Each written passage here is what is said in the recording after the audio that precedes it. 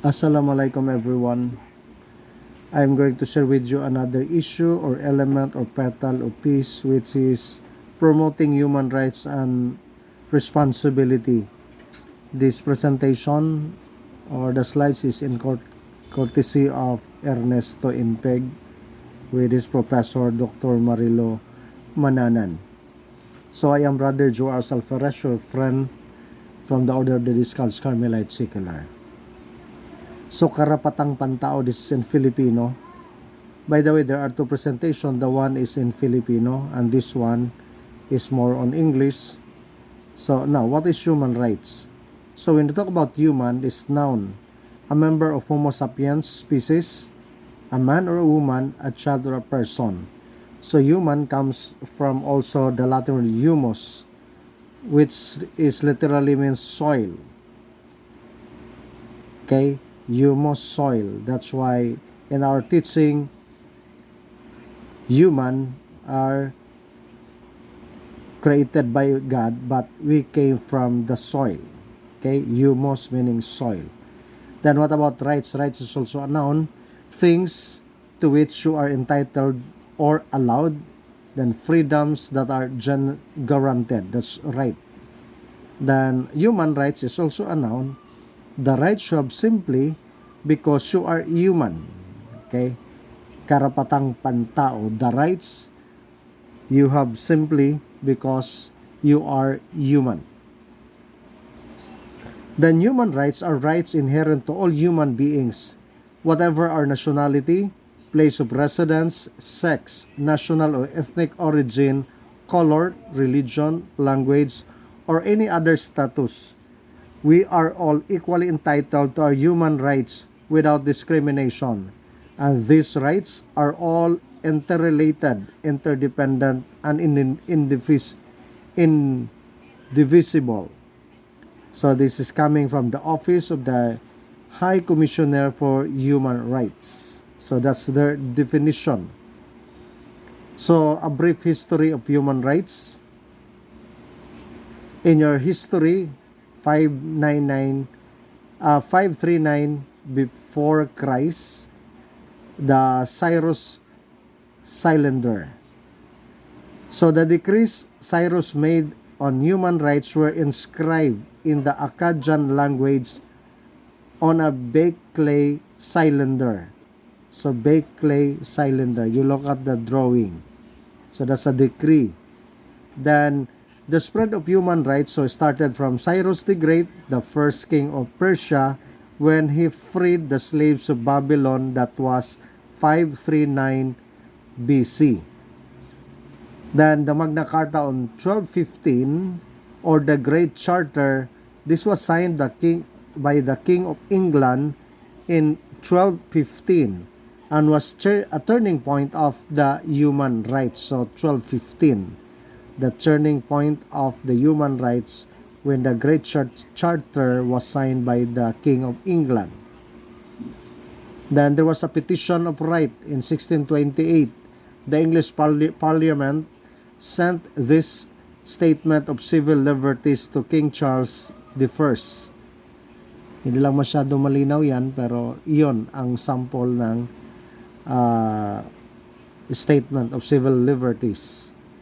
Then the United States Declaration of Independence, that was 1776, when Thomas Jefferson penned the American Declaration of Independence. Then the Constitution of the United States of America, 1787, the Bill of Rights in 1791.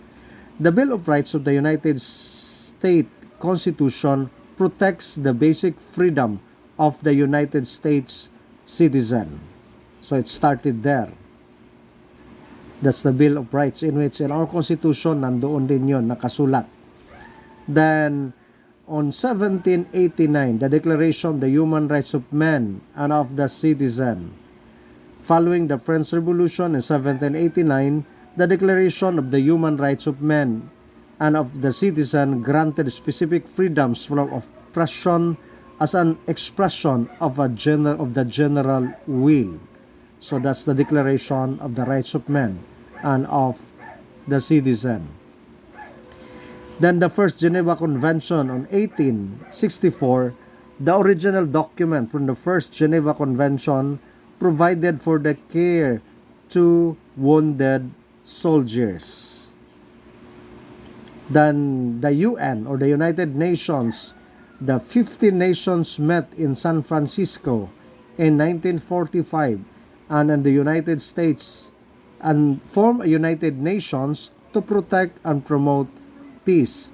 And Philippines is one of the country who is a member of this United Nations. Then in 1948, I think that's December 10, 1948, there was a Universal Declaration of the Human Rights, has inspired a number of human rights laws and treaties throughout the world. That's 1948, December 10.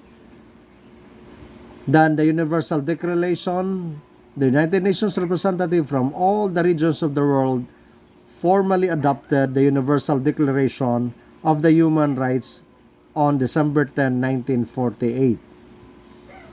Then the preamble, and you know what is the preamble? This is the introductory part of the Constitution. That's in the UN. So the foundation of freedom, justice, and peace in the world, freedom of speech and belief, and freedom from fear and want. Human rights should be protected by the rule of law. Promote the development of friendly relations between nations. Promote social progress and better standards of life in a larger freedom. Promotion of the universal respect for the observance of the human rights and the fundamental freedoms. And the understanding of these rights and freedoms is for the greatest importance. First, we are all born free and equal. Remember the song? Born free as the wind blows, rainbows, as free as the grass grows, born free to follow the stars. But yes, that's the number one. Freedom. We are all born free and equal. All human beings are born free and equal in dignity and rights. Second, don't discriminate.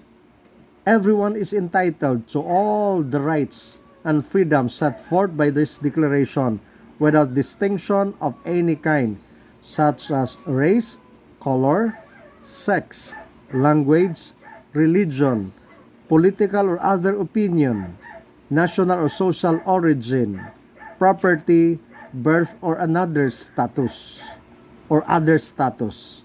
So that's the right. Do not discriminate. Third, the right to life. Everyone has the right to life, liberty, and security of persons. That's why killing is against the right to life. Abortion is also a violation of the right to life.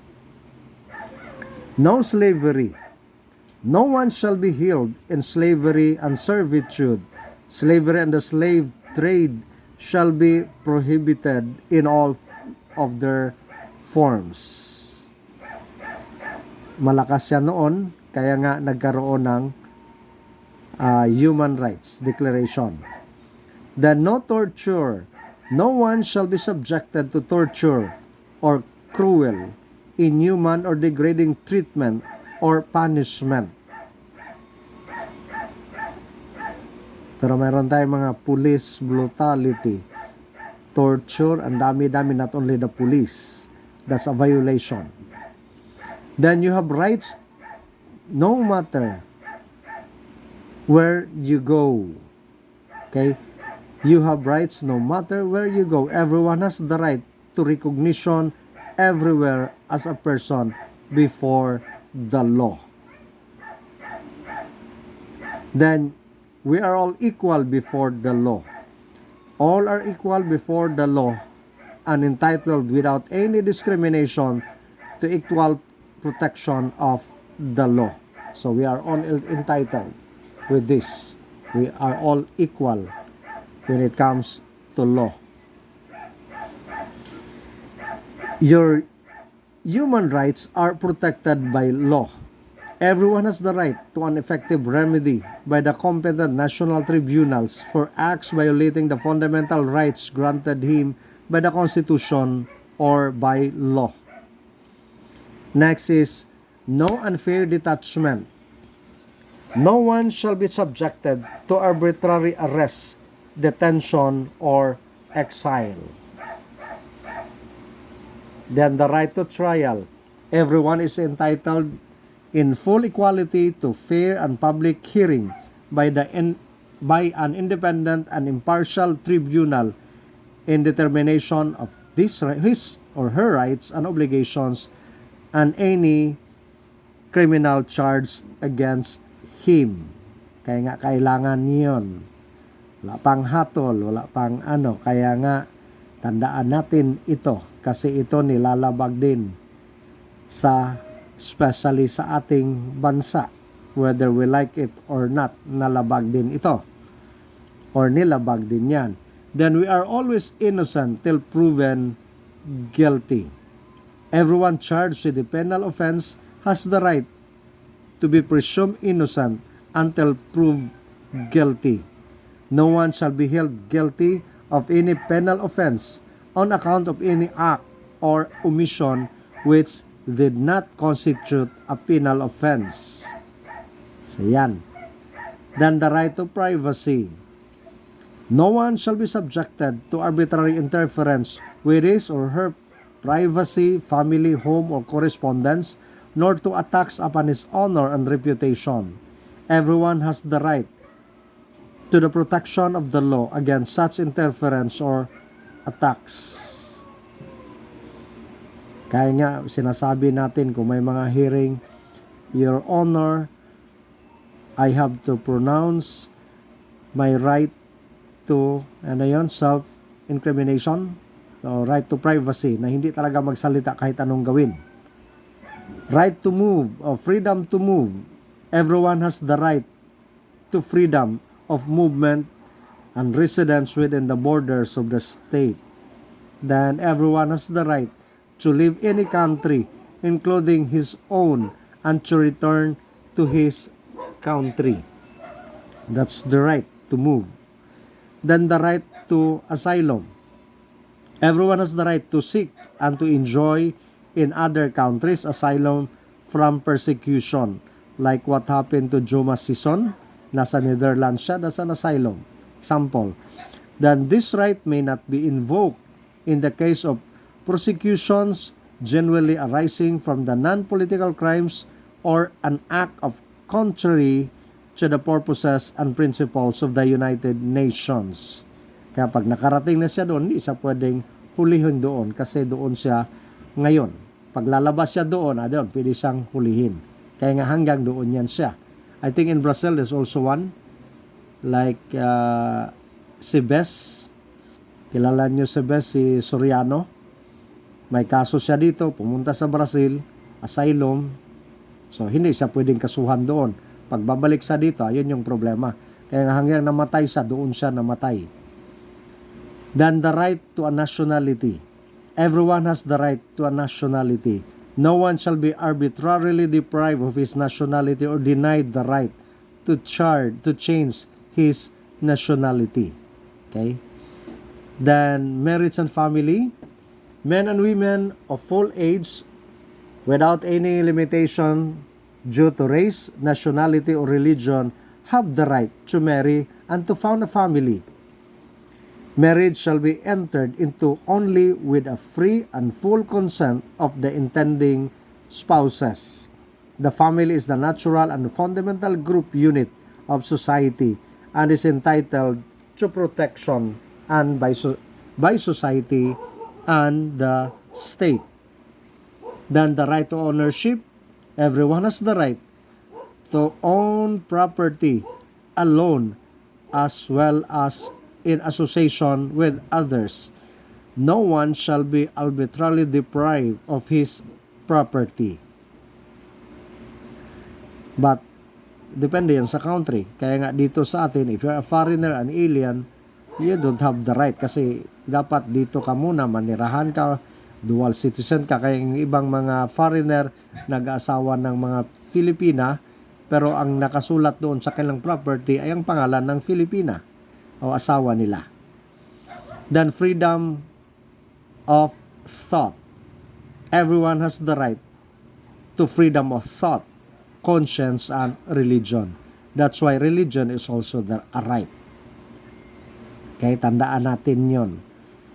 Kaya nga, if it is a right, we have also an option to change our religion, to embrace other religion, kasi that's a right. Kaya nga, huwag patayin kapag nag-change ng religion. Kasi yung iba nag-change ng religion, pinapatay. It should not be like that. Because religion is also a right. Okay? Then, freedom of expression. Everyone has the right to freedom of opinion and expression. That's also in our Bill of Rights in the Philippines. Then, the right to public assembly. Everyone has the right to freedom of peaceful assembly and association. No one may be compelled to belong to an association. Then, the right to democracy. Everyone has the right to take part in the government of his country directly through freely chosen representatives. Everyone has the right to equal access to public service in his country. The will of the people shall be the basis of the authority of the government. So that's the right to democracy. Then social security. Everyone, as a member of the society, has the right to social security and is entitled to realization through a national effort and international cooperation and in accordance with the organization and resources of each state of the economic, social, and cultural rights indispensable for his dignity and the free development of his personality. Kaya tingnan itong drawing, we all need a little help. Kasi because they have the right of the so-called social security because they're a member of the society. Then the workers' rights na marami ding nilabag lalo na sa atin. The right to work, to free choice of employment, the right to equal pay for equal work. Ayan, dyan tayo nagka-problema. The right to just and favorable remuneration, ensuring for himself and his family. Underpaid yung iba. Then the right to form and join trade unions for the protection of his interest. Kaya nga mayroong mga union, mga bawat institution, if you want to join, you can join. That's the right. When I was in the university, Notre Dame, I was one of the officers of the union, the executive vice president, because that's my right to join the union for the protection. Okay? Then the right to play. Everyone has the right to rest and leisure, including reasonable limitation of working hours and a periodic holidays with pay. So may mga batas tayo. Pag holiday, nagtrabaho ka, doble, triple yung sweldo kung nagtrabaho ka. But that's because that's holiday. You will be remunerated.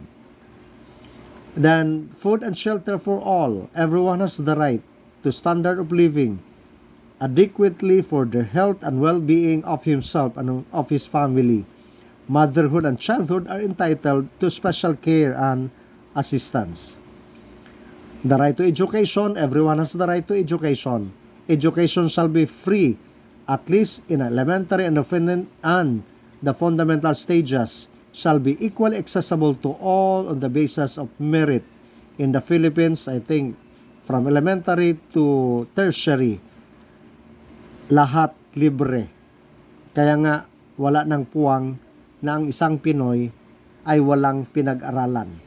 Kasi, libre na lahat. That's because that's a right. Then, education shall be directed to the full development of the human personality and to the strengthening of respect for human rights and fundamental freedoms. Parents have a prior right to choose the kind of education that shall be given to their children. Copyright. Okay, everyone has the right freely to participate in a cultural life of the community to enjoy the arts and to share the scientific advancement of its benefits. Everyone has the right to the protection of the moral and material interests resulting from any scientific, literary, or artistic production of which he is the author. Kaya nga meron tayong copyright, hindi ka basta-bastang mangupya para kaya kung mangupya ka, makasuhan ka kung hindi ka nagpapaalam o hindi mo ginote yung author. Then a fair and free world. Everyone is entitled to the social and international order in which the rights and freedoms set forth in this declaration can be fully realized. Then when it comes to responsibility, everyone has the duty to the community in which alone the free and full development of his personality is possible. In the exercise of his rights and freedoms, everyone shall be subject only to such limitations such as determined by the law.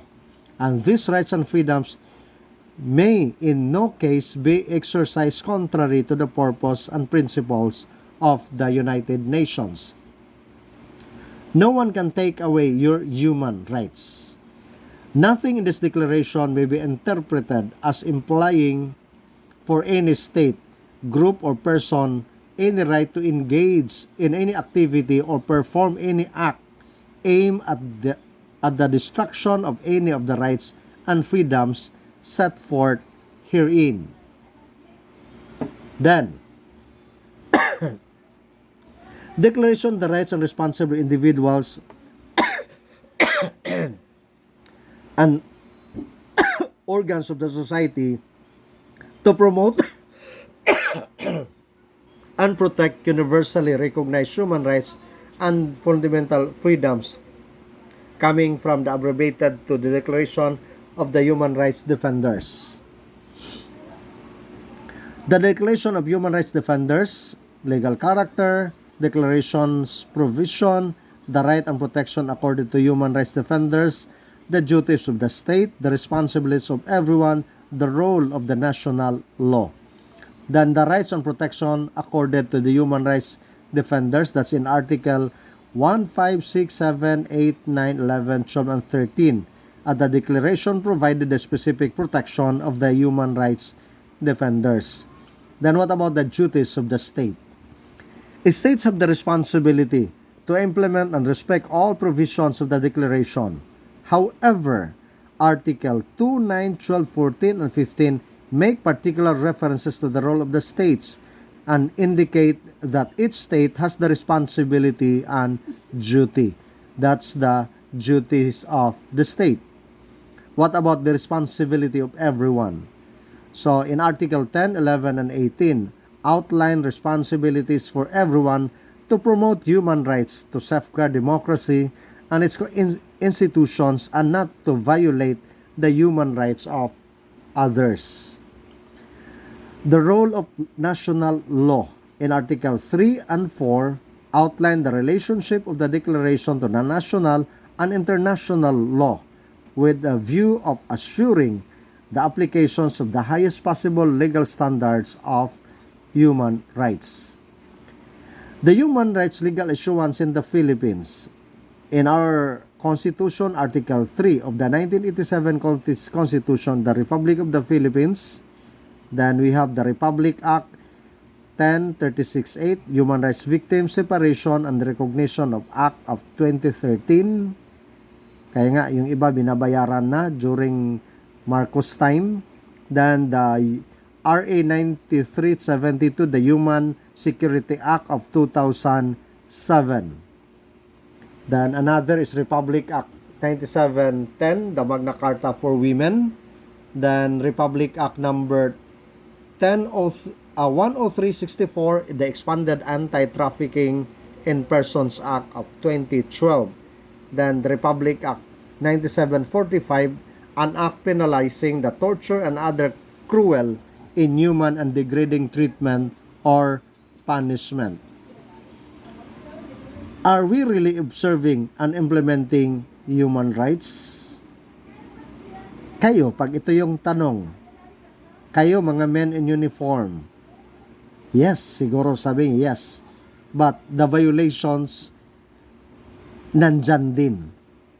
Nandyan din. Then, we have the Human Rights Days, 2014, the 10 worst human rights violation of the year. So, yan. Mga sample ito sa ibang bansa. Yan. All ISIS beheadings, the rapes, child abuse. Dito yan, nangyayari din yan sa atin. Yan, pinugutan ng mga ISIS. The brutal execution innocent people by the deadly Islamic State. The militants who continue to wreak the havoc in the northern Iraq and Syria after swallowing the swath of the land and the arbitrary called a caliphate and are the gravest crimes of human rights violation. Nangyari din yan dito sa atin sa Marawi kasi member yan sila ng ISIS. The Maute, remember? What about yung Abu Sayyaf, mga beheading? Marami mga foreigner, mga Pinoy, pinugutan. Pagpugot, sigaw, Allahu Akbar, they're using God. Yun yung mali. Okay? Then, the US police shooting of the blacks. So, nangyayari din noon. And I think until today, the police atrocities against the blacks have been in the headlines for much of this year and have sparked one of the worst protests in the recent memory. What incensed the already angry members of the black community were the two grand jury decisions not to indict police officers charged with the killing. So, nangyayari yan. May mga panibagong nangyayari. Kaya nga itong movement na Black Lives Matter,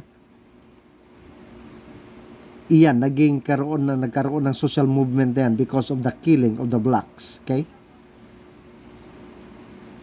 The virginity test in Indonesia. Ayun. That's also a violation. Female applicants to the Indonesia's National Police had to go through a mandatory virginity test, which the authorities required women and not men to undertake as part of the application process. Sobra naman, oh.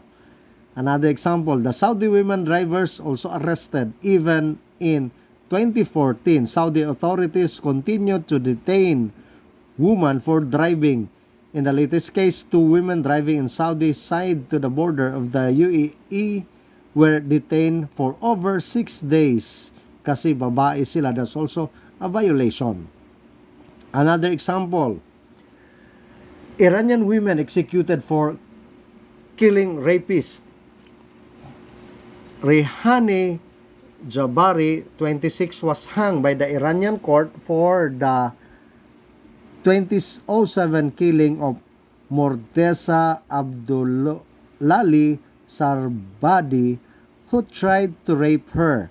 The case has become a symbol of the worst human rights violation in Iran. Grabe, no? Then, Human Rights Days, 2014, the 6 to 10 worst human rights violations of the China used executed prisoners' organs, then Operation Likofi in Congo, then Russian abuse of Crimeans, then the life prison of being gay in Gambia, then in North Korea, torture. So yon, mga violations. Then the 10 worst countries of the human rights. Saan yung mga country na yan? Alam ninyo yan. Kayo na lang magsasabi. The 10 worst countries for human rights. Yan. Sa pagmumukha pa lang, sa lugar pa lang, alam na natin yon. Kung ano-ano yung mga countries na yon. Then in the Philippines, 2014 Human Rights Report. Take note. In Section 1, the respect for integrity of the person, including freedom from arbitrary or unlawful deprivation of life, disappearance, torture, or other cruel, inhuman, or degrading treatment or punishment, arbitrary arrest or detention, denial of fair public trial, arbitrary interference with privacy, family, home, correspondence, then the use of excessive force and other abuses in internal conflicts. Then in Section 2, respect for civil liberties, including freedom of speech and press, freedom of peaceful assembly and association. Nabanggit na yan natin kanina din, but that's in the Philippines, na nakapaloob din doon sa United Nations. Then, respect for the political rights, the right of the citizen to change their government. Then, corruption and the lack of transparency in the government. That's in Section 4. Pero binabiolate pa rin. Then, the governmental attitudes regarding international and non-governmental investigation of alleged violation of human rights. Section 6, discrimination, societal abuses and trafficking in persons. Then, the workers' rights, freedom of association, the right of collective bargaining. Then, provision of forced or compulsory labor. Then, prohibition of child labor and the minimum age for employment and discrimination with respect to employment or occupation. Then, acceptable conditions of work. So, promoting rights in the Philippines, kailangan din natin yun. Kasi, yung iba, hindi na alam, may karapatan pala sila. Ilan lang nakakaalam din dito. The poor, kawawa. Kaya nga, halos karamihan na bilanggo, mga pobre. Kahit ilan lang yung mabibilang mo lang yung may mga kaya, but the majority are the poor. You look at the Venn diagrams, ito yung dapat tingnan natin, the rights, protection services, human rights policy advisor services, and the human rights promotion services. Yun yung dapat titingnan natin para ma-promote din yung human rights in our country. So, information and communication technology for human rights freedom, the use of ICT in human rights promotion, a case study of the Africa and the Commission on Human Rights People's Rights, the ICT human rights and ecosystem approach, then the ICT support the human rights, democracy and good governance, so protecting human rights in the digital age. So with that, I hope you learn from this presentation. The men in uniform, alam na alam nyo ito. Sana, in reality, may na-violate man, but please, we have to protect these human rights. Okay? We don't have the right also to violate this. May presentation din in Filipino. I'll be sending with that in Filipino about karapatang pantao. So, I hope you are being reviewed kasi alam naman natin ito, nasa ating constitution din. God bless everyone. Dalaygon ang Diyos. This is Brother JoArs from the Order of the Discalced Carmelite Secular. God bless.